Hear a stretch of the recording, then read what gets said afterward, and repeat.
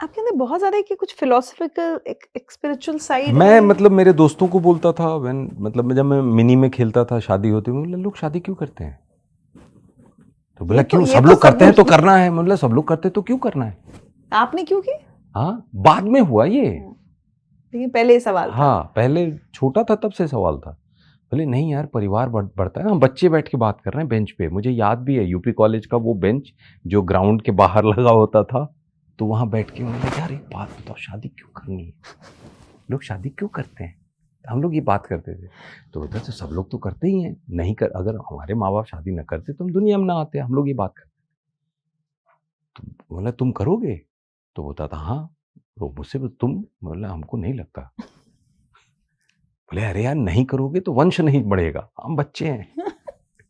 बोला वंश बढ़ा के होगा क्या? बोला क्यों? तो मेरे सवाल अब ऐसे भयानक भयानक आने। बोला एक बात बताओ, तुम्हारे दादाजी का नाम क्या है? तो बताता था। मतलब दादाजी का नाम सोच के बताता था। बोला उनके दादाजी का नाम? बोलता वो तो पता नहीं। बोला गुरु इतने टाइम लगेगा, तुमको भूल जाएंगे लोग। पर ये इतनी बुद्धि इतने बचपन में, पता नहीं क्यों। अच्छा तो ये बताइए, अब ये तो पता है कि पिताजी चाहते नहीं थे, उस वजह से आप आयुर्वेदिक डॉक्टर बने। फिर पिताजी संघर्ष के समय भी थोड़ा परेशान ही रहे। फाइनली वो खुश कब हुए? उनकी उनकी एक्सेप्टेंस आपको, या सर्टिफिकेट जो कहते हैं, जिसके लिए हम लोग सब चाहते हैं कि सारी दुनिया तारीफ कर दे, लेकिन पापा ने नहीं की, माँ ने नहीं की। या मम्मी का ऐसा सब था नहीं। माँ तो कोई था कि जो करना जो चाहते हैं खुशी इनको मिले, करने हाँ। दीजिए। पापा को माँ बाप ना चाहते हैं, ऐसा नहीं है कोई मेरे अगेंस्ट थे। उन्होंने जीवन अपने चश्मे से देखा था। सही बात है। मैं जीवन अपने चश्मे से देख रहा था। मेरे चश्मे का जो रंग था उसमें सब ठीक था। पापा के चश्मे से उन्होंने जो जीवन देखा उसमें सारी चीजें ठीक नहीं होती। उन्होंने ये सब अनुभव किया था। तो उन माँ बाप यही चाहते हैं कि बच्चे का बेहतर हो। बच्चे का कुछ ऐसा ना हो जाए कि ये जीवन भर बाद में अंडू हो नहीं पाएगा। तो चाहते हैं कि कुछ ठीक करा दो। तो उनका वो डर मैं समझता था। पहले मुझे इतना नहीं पता चला, बाद में मुझे समझ में आया कि मेरा एक स्वभाव है जिद। जल्दी जिद करता नहीं, किसी चीज की कर ली तो फिर मान के चलता हूँ।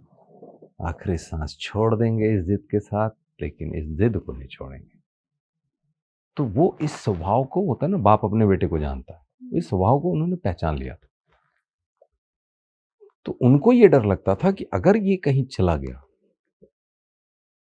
मुंबई तो ये लौटेगा नहीं मेरा लड़का। अगर नहीं हुआ तो ये लौटेगा नहीं। इसी चीज से वो डरते थे कि ये है, प्रॉमिस किया तो निभाता हूँ, जिद किया तो फिर पूरा करता हूँ। जल्दी करता नहीं जिद किसी चीज की। फिर मैं प्रैक्टिकल सब गुणागणित छोड़ देता हूँ।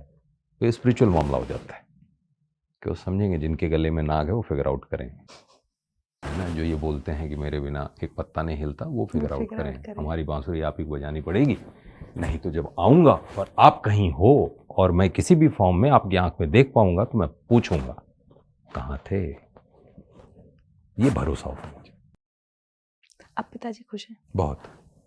ये कब आया ये मुक्काबाज के बाद या रंगबाज? मुक्काबाज के बाद एक भरोसा तो हो गया था कि कुछ कर लेगा, कि कुछ तो अब वो नहीं होगा जो जिस चीज का उनको ये डर था कि कुछ नहीं हो पाया।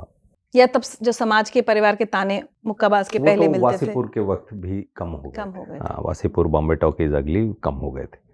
मुक्काबाज के बाद तो मतलब जिन्होंने ताने भी मारे थे, कटाक्ष पूछे थे, उन्हीं के घर का कोई बच्चा लेके वो आए हुए हैं कि इसका कुछ करा दो। नहीं, ये फिल्म में जाना चाहता है डॉक्टर साहब। अच्छा, है ना। तो विनीत से जो है तो वो भी हुआ है।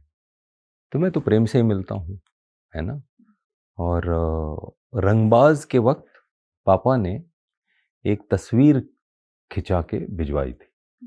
तो उन्होंने बोला कि विनीत की होर्डिंग्स लगी हैं, मुझे कहीं ले चलो जहां उसकी होर्डिंग लगी। उतरे, उन्होंने देखा और बोले मेरी फोटो लो। स्वीट, क्या बात है। मैं इमेजिन नहीं कर सकता वो फोटो। देखी हमने वो। उन्होंने फोटो बोले कि अब उसको ये भेजो। तो ऐसे आशीर्वाद की पोज देने तो आता नहीं। हाँ, तो ऐसे यही पोज है उनका, आशीर्वाद वाली मुद्रा में। और वो फोटो मेरे पास आई।